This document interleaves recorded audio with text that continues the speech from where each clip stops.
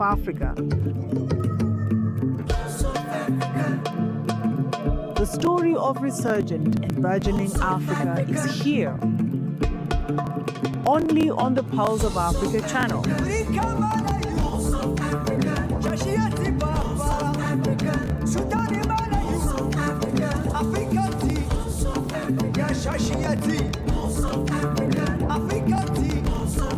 Pulse of Africa, the face and voice of Africa.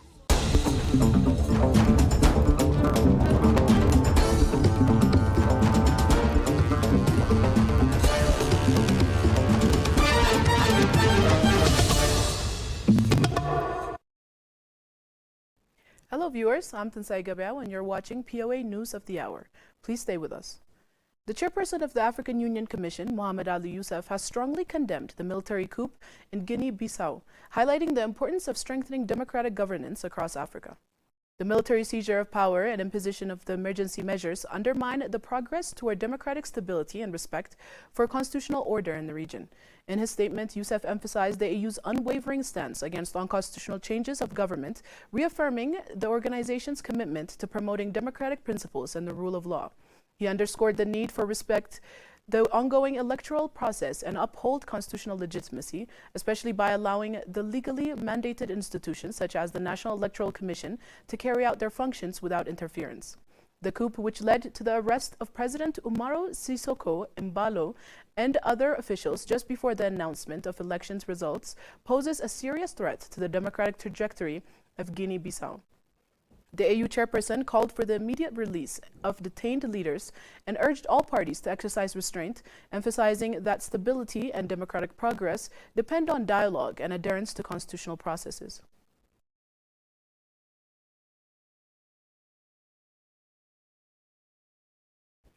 A distinguished delegation from the Pan-African Parliament, led by President HE Chief Fortune Z. Charumbira, has begun a 5-day official visit to Algeria upon invitation from the People's National Assembly.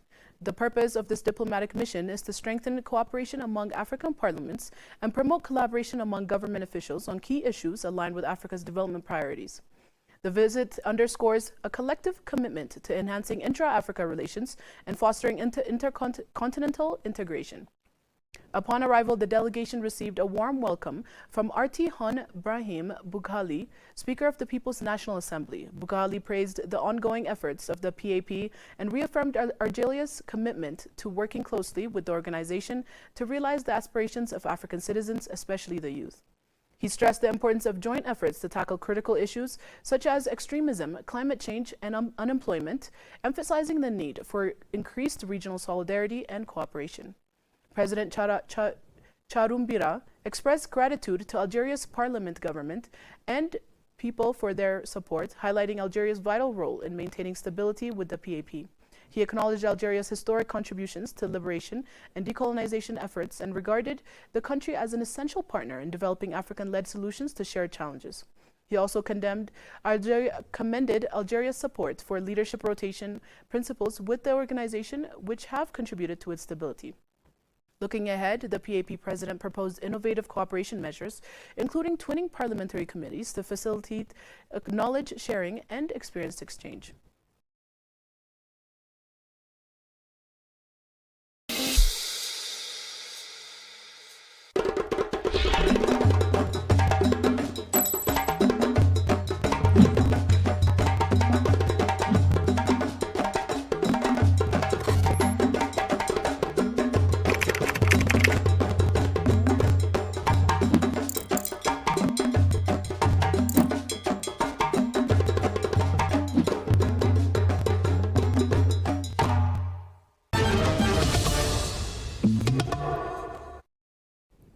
The third edition of the IGAD Media Awards is set to take place tomorrow in Addis Ababa, hosted by the Intergovernmental Authority on Development in partnership with the government of Ethiopia.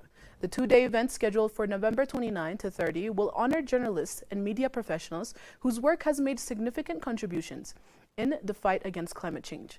The prestigious regional award will bring together around journalists from across Africa. competing in 8 categories spanning television, radio, print, digital media, and special recognition for Best Female Journalist. The initiative aims to promote constructive community-based developmental journalism that highlights resilience and solutions in the face of climate challenges. Organizers emphasize that the awards are designed to strengthen public diplomacy and enhance people-to-people relations. The ceremony is expected to draw between 2,000 to 2,500 invited guests, including regional policymakers, innovators, development partners, and media representatives from IGAD member states. The IGAD Media Awards 2025 stand as a landmark initiative to elevate climate-focused reporting across the Horn of Africa. As the region grapples with the growing impacts of climate change, the awards seek to recognize journalism that not only informs but also mobilizes communities, influences policy, and fosters resilience among member states.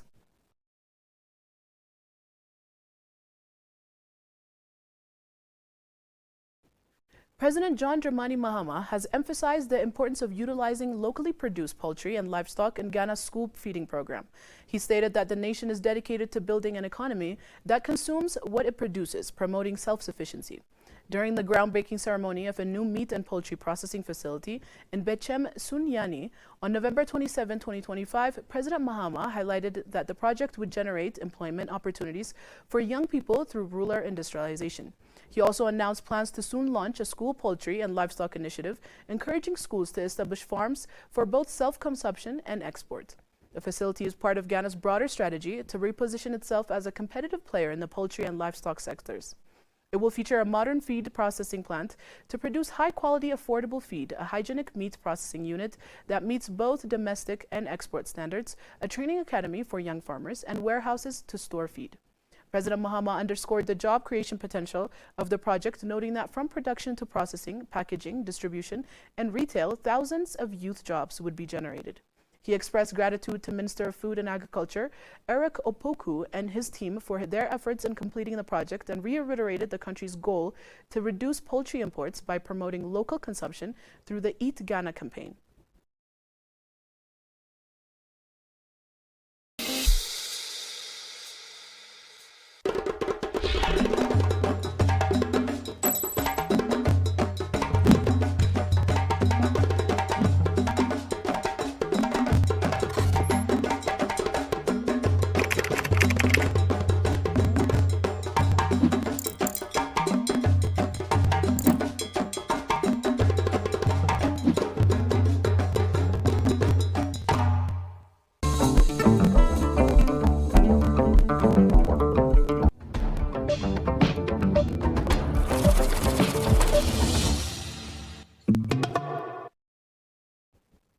Moving on to business headlines, Zambia's annual inflation rate dropped to 10.9% in November 2025 as falling fuel prices and lower transport costs eased pressure on household budgets, according to new data released Thursday by the Zambia Statistics Agency.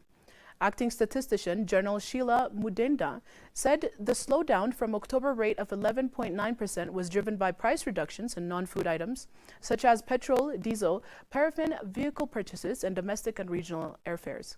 Food inflation also edged down to 13.9% from 14.1% in October on the back of lower prices for cereals, fruits, and vegetables. Despite the annual decline, monthly inflation rose to 0.7% from 0.4%, pushed up by higher prices for beans, fish, meat, and potatoes. Non-food monthly inflation also increased slightly to 0.6%, influenced by imported spirits, garments, and accommodation services.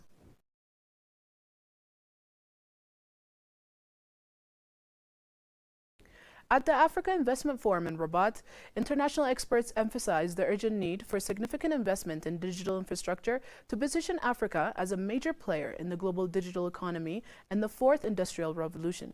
During a key plenary session, Ibrahim Khalil Konate, Ivory Coast's Minister of Digital Transition and Digitalization, highlighted his country's strong commitment, describing digitalization as a central strategic axis of its economic development. He revealed that Côte d'Ivoire has allocated nearly 3 billion euros, or 3.4% of its 2021 to 2025 National Development Plan, to digital initiatives. Konate also underlined the importance of the Digital Acceleration Program financed by the African Development Bank, which seeks to transform public administration to foster innovation and competitiveness. He stressed that reliable energy access and the development of regional infrastructure are key prerequisites for success. Colin Hu, Huawei's president for enterprise business across North, West, and Central Africa, highlighted the continent's unique opportunity to lead in digital innovation, driven by Africa's entrepreneurial spirit and youthful human capital. Usamin Fall from the AFDB reaffirmed the bank's commitment to Africa's digital transformation, emphasizing the importance of establishing strong regulatory frameworks for data governance, cybersecurity, and spectrum management. Organized by Huawei's as part of AIF Market Days 2025, this event underscores the forum's theme, Closing the Gap, Mobilizing Private Capital to Unleash Africa's Full Potential, aiming to accelerate transformative projects across the continent.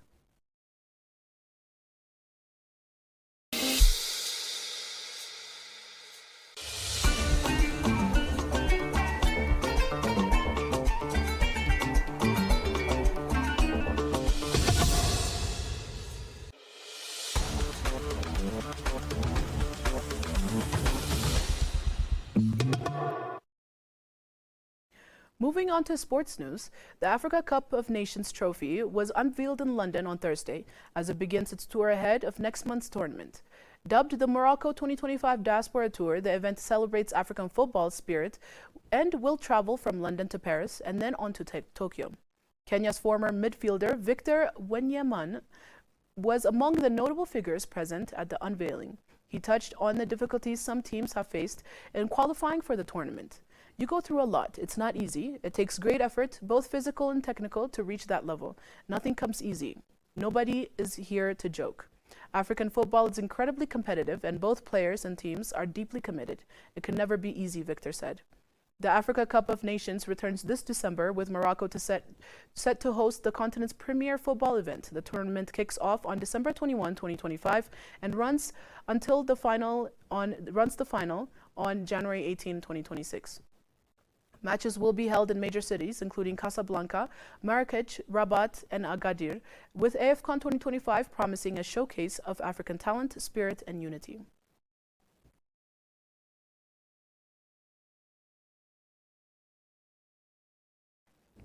Now let's take a look at the current weather forecast and the anticipated conditions across the region.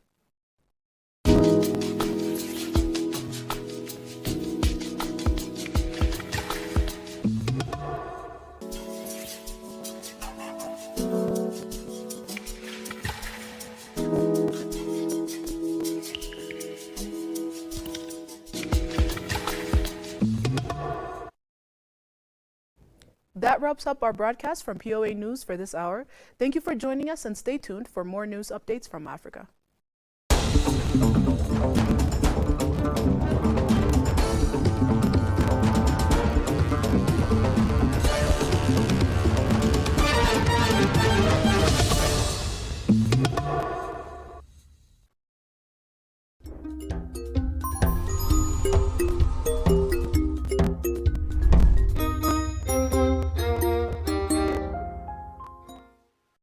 The 2025 G20 summit in Johannesburg was historic as the first G20 hosted in Africa, highlighting the continent's growing influence. Focusing on Africa's development and global inclusion, the summit addressed issues like climate resilience, debt, and digital progress. Similarly, African and global leaders and organizations have used the platform to promote collective interests. In today's roundup, we'll reflect on the takeaway of the G20 summit and the role of principal summits in shaping influence and competition in Africa as well. Hello and welcome. I'm your host, Gamachisa Mandida, joined by Barakat Sisai, who has been in Johannesburg attending the G20 summit recently. Stay with us. Hello, Barakat. Hello, Gamach. Yeah, lucky you that you've been in South Africa, Johannesburg specifically, to attend the G20 summit. And I believe that you've observed a lot of interesting things there, happenings in relation to the G20 summit. Well, I just would like to begin with asking you how this 2025 G20 summit in Johannesburg, which is, of course, which shows Africa's increasing influence, how did it take place? What happened really exactly there? Thank you very much, Gamachis, for the chance. As you have mentioned in the introduction, you mentioned that I were in Johannesburg for covering and giving a report on the historic G20 summit. As we all know that this G summit was actually held on the African soil for the first time, and then it was very historic, and then it was actually a pride moment for Africa, not only for Africa but also the global south in general, and it was held under the big banner of solidarity, equality, and sustainability, which this theme is very much resonant with the priorities and the demands of the global south and Africa in general. And this G20 summit, the 2025 G20 summit, was successfully held in Johannesburg, South Africa, and it was actually my honor and a privilege for me to represent my institution, the Pulse of Africa, and to give some live updates on the summits. And I had a chance to speak with so many experts who are working on the politics at the same time the economic spectrum, and most of the African experts, they told me that they are very much satisfied with what South Africa has achieved over the year since 2024. Back in December, South Africa took the presidency, and South Africa has prioritized some issues that South Africa promised to deliver over the tenureship, and most of these experts have expressed that they have been very much satisfied with the deliberation which is actually given out by the South African government. And as you know, that there has been a lot of hype around this G20 summit when US President Donald Trump was saying that he will not send the US delegation to the South African G20 summit, and some of the other leaders, specifically the Chinese President Xi Jinping was not actually attending, and the Russian government as well. And there has been a lot of back and forth on this issue of who's going to attend and who's not going to be attend. But despite the fact that there has been a lot of just rumors about what will happen in Johannesburg if United States will not be on the table, something like this one. But South Africa successfully delivered this G20 summit, one of the biggest event in recent time. And this G20 summit, as we know, that it was not actually an event, as we all know that when it comes to the perception about Africa is negative. This is one of the main reasons why the Pulse of Africa by itself, as a media institution established, there is a negative perception that Africa can't do something that the rest of the world is actually doing. So this event actually demonstrates the African agency that the African countries can do something great things like hosting such a kind of great event. And thanks for the South African government, it actually shows the capacity of the African countries, the capacity of the continent of Africa at large, because the summit demonstrates or showcases that Africa can lead, Africa can make a difference at the global level as well. Most of the times we perceived as, we put on the corner of the problem. We are not actually part of the solution, or we're not perceived to be the major solution provider in this world crisis. Most of the times we always put on the receiving end of this challenge and these problems. But now I think Africa as a continent, we're actually stepping up to be, actually positioning ourselves as a true global actor in terms of just making a solution, in terms of finding a solution. And this G20, this G20, which was held under the South African presidency, actually tells us that Africa is actually just making a progress in terms of just become one of the most important factor in the global political economic realms. By the way, this summit, has unique features. From the very beginning, we can see that, it takes place, for the first time in the African continent, and of course, specifically in South Africa. And what does it mean that, we are having, or we had, this summit in African soil? And of course, during this summit, what has been emphasized is that promotion of inclusive global governance and addressing the development priorities of the global South.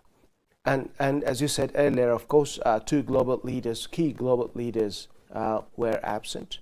Yeah, President Donald Trump and President Xi Jinping, and it means a lot when we think of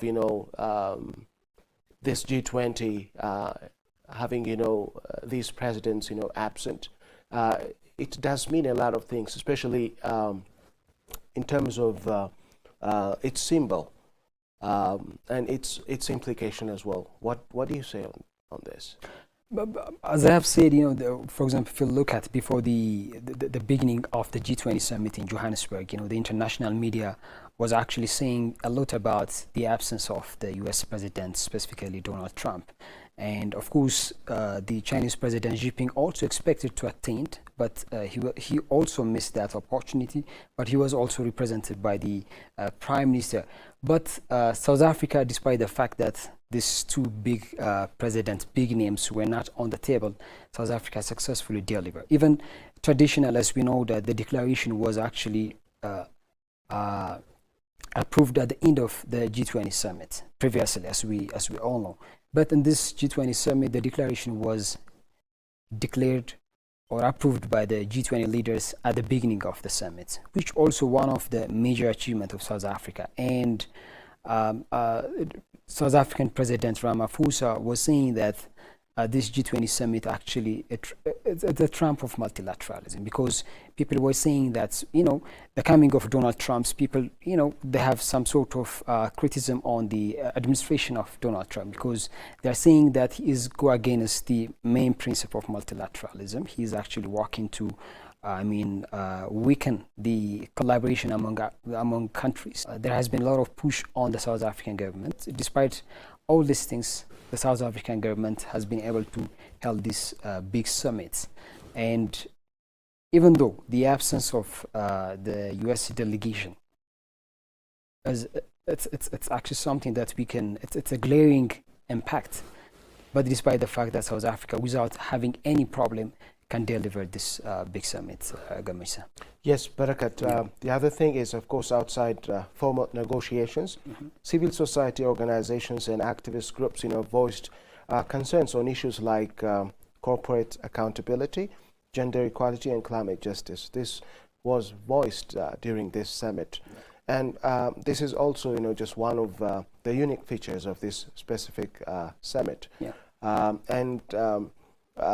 African countries from different parts of Africa have sent their leaders to attend this summit, and during, of course, the summit, the leaders managed to have meetings, discussions with respective leaders of the G20 countries, and of course that was something worth appreciating, especially when we think of opportunity for the African continent, because the African continent previously was or has been very far away from the discourses of the G20 countries or the G20 nations, because there is big discrepancy economically, politically, in almost every aspect. So despite that, of course, this G20 summit that took place in South Africa has allowed African leaders to converge, to have discussions on what will benefit their respective countries and the whole continent. So implications for Africa and the global South in general is that this summit provided Africa with a unique platform to highlight its development priorities, resource potential, and innovative capacity. And even, some people mocked it, saying G100, because more countries were present and were represented by their leaders, and a series of separate discussions, took place alongside, the G20 summit in Johannesburg, and that would give, these countries opportunities to see, what they can harness in that summit, which is a very good thing for African countries. Yeah. And climate change, debt management, and digital transformation were, topics that were emphasized during this summit. And what do you think has come out from the summit with regard to these topics? Yeah, but just from the outset, when South Africa took the presidency back in 2024, in December, South Africa's government has outlined 4 priority areas to work on over the tenureship. The first one was the inclusive government, and the second one is debt sustainability for low-income countries, and the third one is the climate action or climate finance, and the fourth one is the food and health security. So this 4 issue was actually from the outset actually resonates with the priority of the global south, at the same time the African countries. And if you look at, for example, from the first priorities, the inclusive development issue. For example, if you look at the recent report by the G20, which was commissioned by the South African government, at the same time the Nobel Prize winning economist, Joseph Stiglitz, they set out some sort of realities on this globe, and the report showcases the stark difference between and among countries, at the same time within the countries as well, when it comes to the inequalities. The inequality, specifically for the past 2 decades, has been widening. And this world acclaimed economists call upon the world leaders to do something about it swiftly. And South Africa, throughout its tenureship, has been staging a lot of summits, a lot of conference, and just bringing about solution to this, one of the major challenge in our world. And the South African government also work with other leaders out of the G20 as well, just to do something very practical things to this major challenge of our time. And the second one is the debt sustainability issue. As we know that many African countries frequently face debt distress, specifically the low-income countries. And this is what the major challenge when it comes to this debt problem is, because of the cost of borrowing is very high. And when we talk about the cost of borrowing, I think this is somehow related with the International Credit Rating Agency practice as well. Whenever they gauge, they measure the credit capacity of the African countries, the methodology that they have been applying is not actually at par with the interests and the demands of the African countries. And most of the African country has been calling for the reform of these credit rating agencies, because the methodology is not actually taking into consideration the reality on the ground. And as we know that, the lenders usually took the negative perception about Africa. Whenever they think about Africa or the global south, they think risk, because of this, negative output by the credit rating agency. And the African country has been calling out for the change of these methodologies, and the existing methodology should take into consideration the realities of the African countries. This is the second thing, and South Africa has been echoing the voice of the African countries to reform this credit rating agency. At the same time, the other international financial institutions, because the modalities or the frameworks that they have been putting together is not actually at par with what the African countries are actually looking for. So the third one is they have been working on the food and health security. As we remember, when 2019, when the COVID-19 broke out, that pandemic tested the capacity of the World Health System. And I would say that the World Health System was actually failing during that time, because it resulted the days of so many people, because the resilient capacity of the World Health System was not ready to respond to such a kind of crisis. And South Africa's government throughout its tenureship has been calling for the world leaders to respond to such a kind of crisis, because we have to ready for such a kind of crisis in the future. For example, the World Health Organization has been saying that in the future there might be some calamity, health crisis in the future, so countries should prepare in advance to respond to such a kind of crisis, just to avoid the calamity that we have faced back in 2019. And South Africa has been just doing something great in that regard as well during its tenureship. And the last one is the climate action or the climate finance as well. As we know that Africa as well is on the receiving end of the climate change or the climate change calamity adversity as we know that African countries in general has been contributing less than 4% of the global greenhouse emission, but we are adversely affected by the climate calamity or adversity. And this is, I think, one of the elephants in the house issue for Africans, and African countries being calling for specifically the developed country, because they are responsible for the emission of the global greenhouse emission. So they have to do something. Specifically, for example, if you look at the 2009,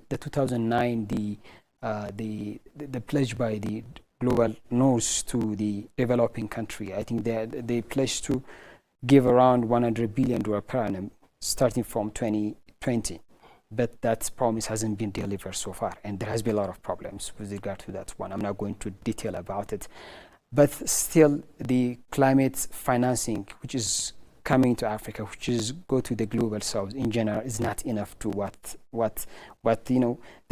it's not commensurate with the realities on the ground. Yes. So South Africa has been calling for the enhancement of both the quality and the quantity of the climate financing for the African countries specifically, and the global south in general. So all in all, when you look at the G20 summit in Johannesburg, as you have said, it's very much par with the interest and the demands of Africa, at the same time the global south. That's why many African countries have been attending. The summit produced a comprehensive leaders declaration. Yep.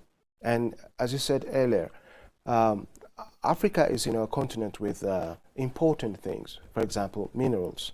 These are raw materials. Of course, these raw materials are usually or have been exported to these advanced G20 member countries, and they would utilize them. They would add value to them, and then they send back to Africa. And we buy them, just with a lot of expense. We spend, dollars, to buy what they have produced, when they already have used, our raw materials, Africa's raw materials. And so the leaders' declaration in this summit involved inclusive industrialization, for example. Africa is sick of sending, its raw materials to the outside, and then these rich nations, they are advanced that they manage, to value add to these raw materials, and then they send back to us, and then we spend a lot, and this should stop. Africans need industrialization, and it has to be, of course, inclusive to African nations, and digital cooperation, supporting digital infrastructure, AI governance, and harnessing digital transformation for inclusive growth has been, of course, one focus area of this summit. And global governance reform, calling for reforms in the United States, in the United Nations Security Council, and other multilateral institutions. And this is necessary because, the 21st century is a reality, has a reality, that calls for Africa, just to be part of the Security Council. And Africa cannot afford, to remain as feeble, as lagging behind as it has been so far. So these were, of course, the takeaway from this summit, and they are very important. Well, Barakat, I just would like to take you to the role of principal summits in shaping influence and competition in Africa. Well, we remember in this 2025 G20 summit, African countries, either individually or collectively, have made, collaborations, agreements, okay, with the G20 member countries, and of course, most of them, appear to be very important for both sides, but still they have challenges, they have problems. For instance, if we take, the China-Africa cooperation, which began, in 2006 with the title 2006 Beijing Summit, China has been interacting with African countries, and of course it has been dealing with extracting minerals and investing in infrastructure, etc. That really allowed many African countries to ensure advanced infrastructure development in their respective countries, which is a very good thing. But unfortunately, there are limitations to this kind of of arrangement. And there are many other kinds of summits that establish some kind of relations with African countries. For example, US Africa Leaders Summit. These summits, of course, introduce agreements to the US and to respective African countries to engage in development projects, etc., which are helpful for African countries, but still they have limitations. And we have, EU-AU summits, just that engage respective countries both in Africa and in Europe to engage in development projects. And they are said to be, benefiting African countries. But when we go through, we realize that, that's not the case 100%. And there are challenges. And can you add to this, please? I mean, as you have said, nowadays many African countries has been engaging with so many like countries outside of the continent, because I mean the world that we are in actually forced us to have some sort of partnership with the other countries, because we are living in a world where we are actually very much connected, and interconnected as well. And what I have, maybe you don't have. So the only way that we can have everything is through partnerships, through collaboration. So within this frameworks, when you look at the African countries' partnership with the other countries outside of the continent, you would understand one thing, that is inequality or an asymmetric kind of partnership with the other countries. This is because Africa in particular has some sort of structural challenge, which is actually coming out of the colonial legacies. Many African countries, we have like a humble backgrounds, and many of the African countries have been going through, it's the abject poverties and many kind of challenge, which is actually coming from in different kind of sources, like either in the politics, the social, and the economical aspect as well. So we're actually coming out of, a very complex kind of problems. And whenever we're trying to communicate or trying to collaborate with the other countries outside of the continent, we have that backlogs, we have that package, so in order to just to make some sort of correction on this collaboration or partnership that African countries has with other countries outside of the continent, we need to do 4 things based on my observation. The first one is, as you have said, many African countries are in debt distress, specifically in recent times, and even a few countries have been defaulted for a few years, back in like 2019, 20 something like this one. We have some report on that one as well. So in order to have an equal form of collaboration with these countries, the African country need to get out of this, this trap, or the debt trap. The debt trap is not actually coming from single countries. It's come from like the institution, at the same time from the sovereign as well, because the African country has been just getting some finances based on some sort of conditionalities, the first one. And the second one is the cost of borrowing is very high, which is very much related to the credit rating agency, because when they measure the African countries, they always associated with some sort of risk. So the risk premium is very high. So when one institution decides to lend some sort of financial package to one country, they usually raise the interest rates, so that the African countries, because they don't have any option, they borrow that money. But when they're trying to get back that money to that lenders, they always suffers. And for example, if you look at some of the recent reports, the debt servicing of the African countries now reached to $160 billion per annum, which is a big money, which is somehow beyond what the African countries actually invested on the education, the health, and something like this one. So in order to have some sort of collaboration with these countries, the African country need to get out of such a kind of trap, from debt trap. And the second one is, when you look at the partnership that African countries has with countries outside of the continent, it's characterized as the paternalism. It's not based on equal terms. That countries might lecture you to do something and not to do that one, and the African country doesn't have the leisure or the freedom to do what they please to do. They don't have that the policy freedom, and this has to be corrected. The partnership, the collaboration that African countries has with the other countries need to be based on the principle of mutual benefit, the principle of the win-win manner or the win-win approach. Unless otherwise, African countries can never be beneficial from such a kind of relationship. And the third one is that I would like to mention here is, in order to correct such a kind of partnership with these countries, the African countries need to develop their capacities. When you come to on the African side, the African institutions are not strong enough to, make a good deal with these countries. The partnership usually are skewed toward the benefits of those countries outside of the continent, and mostly the African countries usually on the victim side. Just to correct that one, we need to have that institutional capacity, and the human resources that are working on that key institution need to be boosted as well. And the last one is the transparency.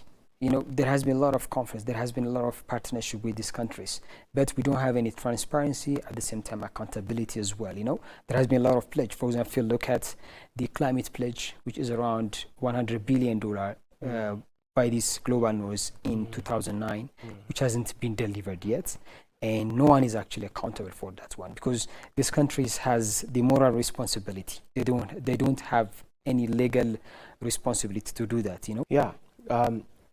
These lofty declarations with limited follow-through, delays, unfulfilled promises, lack of accountability can diminish credibility. For example, during this G20 summit in Johannesburg, of course, declarations were made, okay, but who follows them, and who implements them, and who ensures that they are properly dealt with?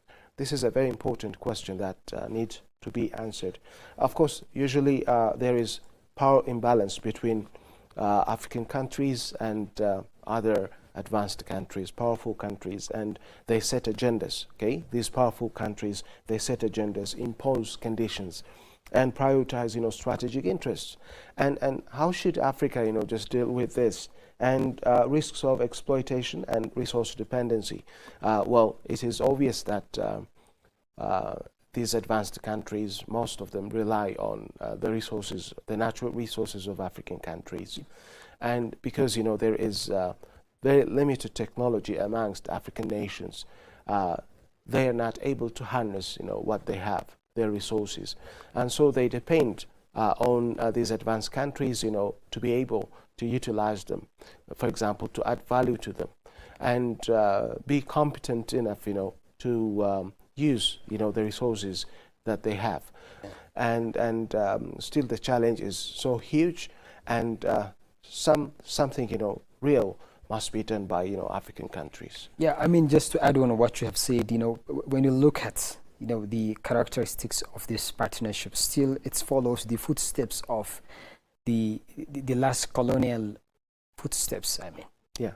I would say, because when you look at, for example, the partnership that these major economies has with many African countries, they still depend on the resource extraction. For example, if you look at the economy of many African countries, which is very much vulnerable to the external shock, because the African economies depend on the commodities, the agricultural products. So there is a growing loud call from the African countries. We have to transit from the agriculture base to that of the industrial based one. When you look at the industrial base in Africa, which is very much narrow, when you compare with the agriculture one. So that there has been a call by the African countries to change these realities. And whenever these countries come to Africa, they have to think that they have to engage with the local communities, and they have to create a situation whereby the local communities can benefit from their engagement in that particular resource extraction process.